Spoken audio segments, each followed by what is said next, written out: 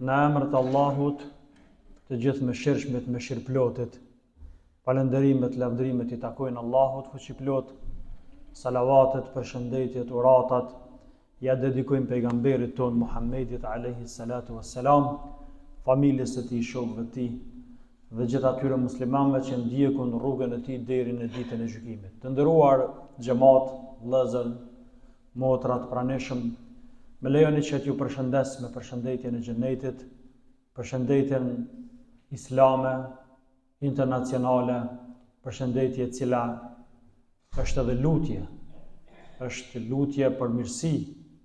Asalamu alaikum, paqja, shpëtimi dhe falja e Zotit qoftë mbi ju. Me lejen e Zotit, në këtë ders sot do të flasim për një periudhë të jetës njeriut.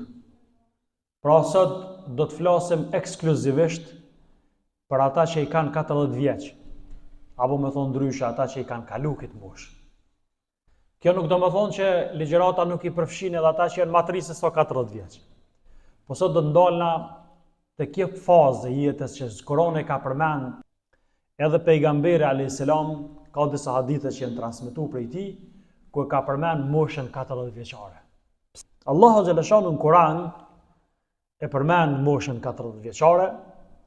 Në njëre prej këtyre ajete thot Zoti hatta idha balagha ashuddahu wa balagha 40 sana. Derisa njeriu kur arrin pjekurin dhe moshën 40 vjeçare. Pra Zoti ka përmend pjekurin edhe në moshën 40 vjeçare. Siç do ta shohmë për më na tregu neve që njeriu kur i mbush 40 vjeç, atëre e arrit moshën e pjekurisë. E pjekurisë në çdo aspekt, në aspektin fizik, në aspektin mendor, në aspektin shpirtëror. Këtu shihet edhe përgjigjja, arsyeja pse pejgamberi jon Muhammedi alayhis salam, Zoti pikërisht në moshën 40 vjeçare ka bë pejgamber. Pse bash në moshën 40 vjeçare? Ka pas pejgamber edhe matri me moshë. Për shembull para ti Isa alayhis salam, po pse Muhammedi alayhis salam moshën 40 vjeçare? Dietar kanë dhënë mendime ndryshme, mendimi më i saktë i tyre është se edhe në aspektin fizik, edhe në aspektin mental, edhe në aspektin shpirtëror, pra njeriu pjeket, kompletohet në çdo aspekt të tij. Prandaj edhe mesazhi i Zotit pranohet më mirë, më kapshëm kur njeriu arrin këtë moshë. Kur njeriu arrin pjekurin dhe arrin moshën 40 vjeçare, Allahu xhaleshanu ka thonë ai duhet më bëj këtë lutje. Cila është lutja? Rabbi evzi'ni an ashkura ni'mataka allati an'amta alay. O Zot, më frymëzo të falenderoj ty për mirësinë tënde ndaj meje dhe wa ala walidayya, edhe për mirësinë ndaj prindve të mi, wa an a'mala salihan tardahu, dhe ma mundëso mu që të bëj vepra të mira që ti kënaqesh me to apo të pëlqejnë ty. Wa aslih li fi dhurriyyati inni tubtu ilayka wa ana min al-muslimin. O Zot, përmirësoj pasardhësit të mi dhe në farforme unë pendohem te te, ma mundëso që të pendohemi tek te dhe unë jam prej muslimanëve. Ç'ke lutje nëse nalmin ta me orë njeriu mundet me fol. Por unë do të nala vetëm disa stacione, sepse nëpërmes tyre kuptojna më mirë mesazhin që ka ky ajet i Kuranit. Thash, synimi i ligjëratës është 40 vjeçart. Një moshë që Allahu xhaleshanu ka veçuar në Kur'an, sepse është mosha e pjekurisë plot, kur njeriu arrin kulmin, siç e tham, të forcës fizike, mendore dhe shpirtërore. Në këtë moshë, pra në moshën 40 vjeçare, dhe trupi dhe mendja dhe përvoja arrin kulmin e tyre më të madh, pra njeriu fillon me kuptu më thellë jetën, njeriu fillon me kuptu më shumë prindrit e tij dhe fëmijët e tij dhe përgjegjësinë që ka ndaj fëmijëve. E kupton jetën më thellë, i kupton prindët e tij nëse më herët si ka kuptu tash se tash vetë është bab, ka kriju familje, i kupton edhe fëmijën e tij dhe përgjegjësinë që ka ndaj tyre. Pra njeriu në këtë moshë fillon me pa gjurmët e thinjave të tij, fillojnë edhe thinjat që në shaj ku njeriu fillon me pas ndryshime në trupin e tij, e ndjen ndryshimin në shëndetin e tij, fillon ka pak me pas ankesa, Këtë që ka ndodhur tek njeriu, pra mazë që e ka lënë moshën 40 vjeçare, atëherë duhet me qenë një reflektim dhe afrim me Zotin. Kuptimin fetar, ky ajet i Kuranit është thirrje që njeriu mu kthy te Zoti. Nëse njeriu deri në moshën 40 vjeçare nuk është kthy në rrugën e Zotit, atëherë çka pret më? Pra Allah ta ka mundsuar me jetu 40 vjet. Dhe ti akoma je larg rrugës së Zotit, ky ajet i Kuranit është thirrje që njeriu mu pendu për gabimet, pëlqimet, po të njëjtën kohë me qenë falëndërues ndaj Allahut xhaleshanu. Çka do të më bëni 40 vjeçar apo ai që ka kalu këtë moshë? Duhet me rishikuj jetën e tij, duhet me qenë më shumë falëndërues ndaj Allahut për mirësitë që ja ka dhënë, duhet me punu vazhdimisht me përmirësu veten e tij dhe familjen, duhet me rregullu marrëdhëniet e tij me njerëz dhe raportet e tij me Zotin. Sepse koha ata shëtutje shkon shumë shpejt. Kjo nuk do më thonë që trit me kalu jetën larg rrugës së Zotit, edhe më thonë hajtë se kur ti mbushëm na 40 vjeç kthehemi në rrugën e Zotit. Kjo nuk është për qëllim tema jonë. Tema jonë është për qëllim nëse Zoti ti ka dhënë moshën 40 vjeçare dhe akoma ai është gjallë. Akoma frymon, do të më reflektu sepse pjesa e mbetur e jetës, pa marrë parasysh sa, shkon shumë shpejt dhe përgjegjësia përpara Allahut xhaleshanu është shumë e madhe. Nuk do të thotë se njeriu do të më prit moshën 40 vjeçare. Por nëse ka mbush 40 vjeç do të më falënderoj Zotin për këtë të mira që na e ka dhënë dhe ajeti i Kuranit është shumë interesant, thotë me falënderoj Zotin për të mira ato Zot që më ke dhënë mua. Kështu ti bën lutje thua Zot, inspirom, mundsoma që të lutem ty, falënderoj për mirësitë që më ke dhënë mua edhe mirësitë që ja ke dhënë prindëve të mi. Që e pandash me lutje ndaj prindëve. Pse? Se nëse unë kom arrit në sukses, nëse unë jam sot që jam, është fal në rand parë mëshirës në Zotit, po është edhe në të dytën, fal prindëve të mi të cilët më kanë edukuar dhe më kanë arrit me mua këtë nivel të edukimit që unë e kam. Dietarët kanë fol shumë rreth këtij ajeti. Ibn Kathiri thotë ky është një kujtim për besimtarët. Pra ky ajet që përmend moshën 40 vjeçare është një kujtim për besimtarët kur të arrin moshën 40 vjeçë të rinevojnë pendimin e tyre, sepse dhe të kthehen sinqerisht tek Allahu. Pra një 40 vjeçar apo ai që ka kalu moshën 40 vjeçare, ai ka më shumë nevojë që të pendohet këtë drejtim. Edhe hadithet e pejgamberit ton Muhammedit alayhis salam janë shumëta këtë drejtim. Mirë, po para se të përmeni këto hadithe, është pjesa e ajetit ku thotë bënë mu me qenë i mirë dhe shembull i mirë në mesin e pasardhësve të mi. Shumica e përkthyesve të Kuranit këtë ajet e kanë përkthyr ndryshe. E kanë përkthyr o Zot, bëni pasardhës të mi të mirë. A nëse direkt ajetin e përkthejnë ka tjetër kuptim. Mundi përfshin dy kuptimet, por në aspektin gjuhësor përkthehet ndryshe. O Zot, o aslih li fi dhurriyati, bënu mu me konë i mirë, me konë shembull të mirë në mesin e pasardhësve të mi. Pse është kjo e rëndësishme? Na mundu më lutë o Zot, bëni pasardhës të mi të mirë, po ti nuk je në rrugën e Zotit, ata fëmija shohin dhe ata kanë me shku hapavtu. Po nëse ti bash i mirë dhe fëmija kanë një model të mirë, e kanë prindin model të mirë, me lejen e Allahut xhaleshanu ata kanë me qenë në rrugën e mirë. Po nëse prindi është shembull jo i mirë për fëmin, atëra i mundet me bo lutje në atë ditë. Po si ka mundësi mi pranu ati lutja? Kur ai vetë nuk është të zbatu lutjen cilën i ka lutë Allahu xhaleshanu. Dhe për me kuptu të dy kuptimet, o Zot, bëni pasardhës të mi të mirë, ose bënu mu të mirë mesin e pasardhësve, kuptimi i ajetit mundet me qenë këtë formë. Mu përkthy shqip. O Zot, bënu mu të mirë mesin e pasardhësve të mi, dhe bëne pasardhës të mi bëni të mirë, domethënë, pra familjen tam, rrethin tam, shoqërinë tam në raport me njerëzit edhe në raport me Allahun xhaleshanu. Është një hadith Imam Ahmedi Zoti mëshiroft e transmeton nga Mesruku, po ashtu Zoti mëshiroft, ku ka thonë pejgamberi alayhis salam, idha balagha ahadukum 40 sana, kur dikush prej jush i mbush 40 vjeç, falyakhudh hidhrahu min Allah subhanahu wa ta'ala, le të ketë kujdes Allahun e lartësuar, në të kuptimin le të ketë frikë respekt për Zotin. Pra kur i mbush 40 vjeç, atëherë le të ketë kujdes.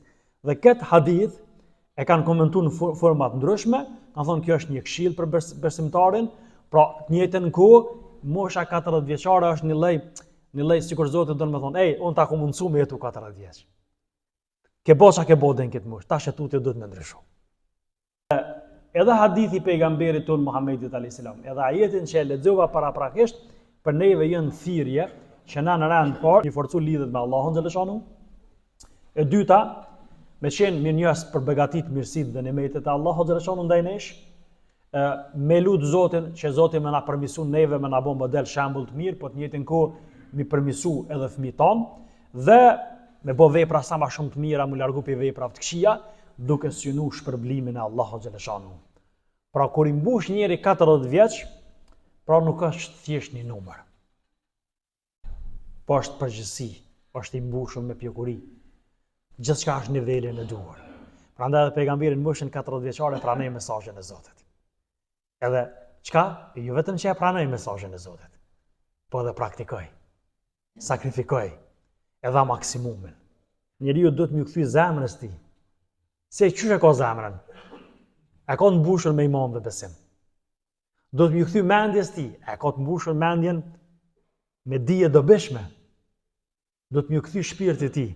A shpirti i tij i pastër prej njollave, gjunaheve dhe mëkateve dhe prej smundjeve që njihen si smundje shpirtërore, qoftë ajo zili, qoftë ajo urrëtie, qoftë ai inat, qoftë ai egoizëm, vetë pëlqem, mendje mallësi. Ndryshimi fillon prej vetes. Pra, edhe jo vetëm prej vetes, po prej mrena vetes. Se shumë njerëz mendojnë më ndryshu njëri, i vesh dhe rroba më të mira, më të pastërta, më parfymos, me bëni frizur pak më të mirë. Me bëna ai tash ka nis, është bën mod me ndërhy njëri edhe në kremtarinë e Allahut, stakfirullah. Je ndrysho hunën, je ndrysho veshën, je ndrysho gojën, je ndrysho bust, je ndrysho nofllat, jo heqe këtë asht, je shto atë asht, jo mosho këto taks, jo këta dion, çka këtu? Stakfirullah. Kjo është njeriu çka është materializmi, edmeta e materializmit. Kur njeriu e ka bë veten e tij veç materie. Pra, veç formalitet. Veç ona e jashtme. E ka harru onën e mbrëmshme, e cilës Zoti ka kushtuar rëndësi shumë të madhe në Kur'an. Qoftë zemra, qoftë shpirti, qoftë bota e mbrëmshme e njerit. Pra, ndryshimi nuk fillon nga jashtë.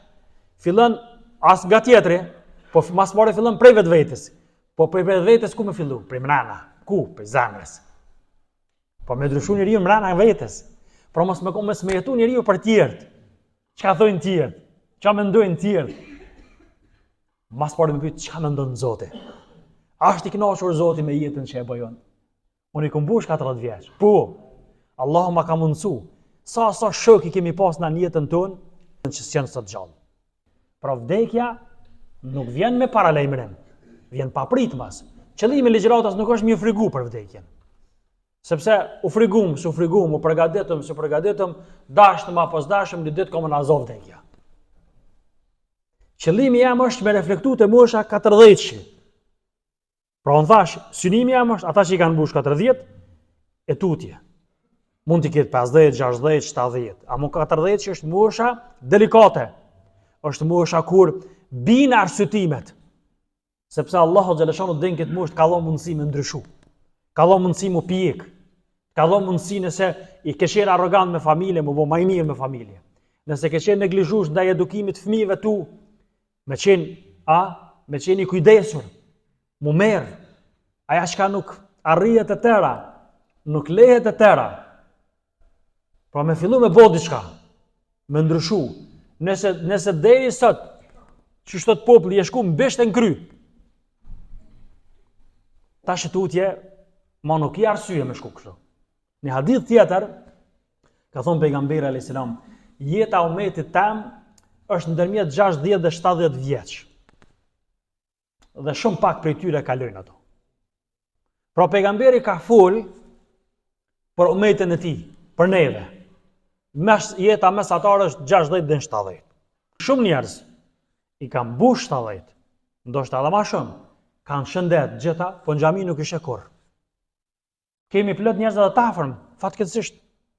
Vend që marrën në xhami, me shfrytzu xhamin, me ngjall, se nuk më thonë, xhamin kush e mon? Xhamin e mojnë hapun Plesht. Atmosferën në xhami e mojnë gjallë fëmija, kurse gjallërinë xhamis ja dhojnë rinia. Por Allah e llogarit moshën 40 vjeçare një mundësi e madhe që ja ka dhënë robët. Pas kësaj moshe bin arsyetimet. Allah e ka mëshirën e madhe.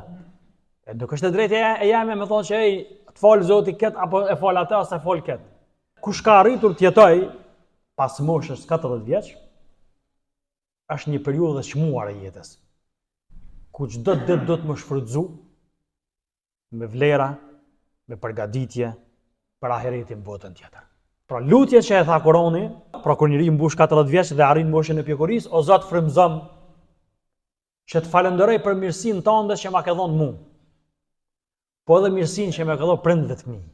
Përmendja e prindëve, çka tregon këto?